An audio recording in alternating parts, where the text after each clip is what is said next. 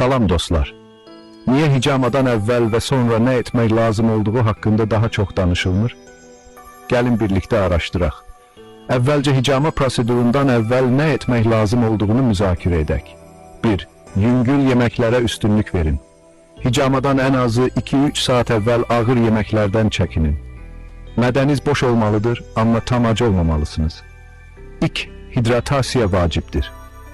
Bədəninizin yaxşı nəmlənməsi üçün bol su için. 1. Kafein və siqaretdən uzaq durun. Kafein qan dövranınıza təsir edə bilər. Buna görə də hicamadan əvvəl çay, qəhvə və siqaretdən çəkinin.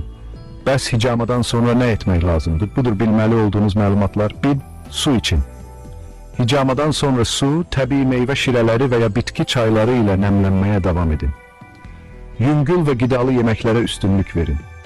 Hicamadan dərhal sonra ağır, yağlı və ya həddindən artıq ədli yeməklərdən çəkinin. Meyvələr, tərəvəzlər və toyuq və ya balıq kimi yüngül proteinlərə üstünlük verin. 1. Zəncəfil və ya bal kimi bərpa edici qidaları sınayın.